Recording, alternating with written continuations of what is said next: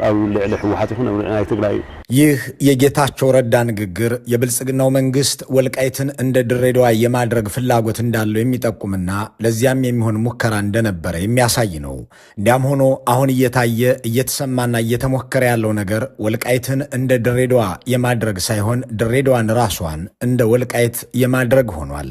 ወልቃይትን የአማራና የትግራይ ህዝብ መፋጠጫ ምድር እንደሆነለት ታትሮ ጦር አሰማርቶ ገዳይ ልኮ ሴት ደፋሪ መድቦ ንብረት ዘራፊ አሰማርቶ ሁለቱ ህዝብ መንግስታዊ ድጋፍ ባለው መጋጨት ውስጥ እንዲገቡ እንዳደረገው ሁሉ በድሬዳዋም ይሄው እንደሆነ በብዙ እየተደከመ መሆኑ እየተሰማ ነው።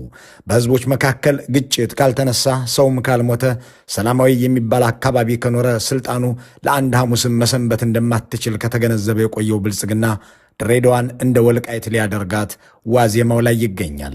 ወልቃይትን አንድ ጊዜ የበጌ ምድር ነው እያለ የጎንደርን ሰዎች ልብ ለመስለብ ሲሞክር፣ ሌላም ጊዜ እናንተ የመከላከያ ልብስ ለብሳችሁ ግቡና ያዙት እያለ የመቀለን ፖለቲከኞች ሲያታልል የሰነበተው ብልጽግና ቢያንስ እስከ ቅርብ ጊዜ ድረስ ይህንን የማገደያ ቁማሩን ብዙዎች ሳይገነዘቡት እንዲቀሩ አድርጓል።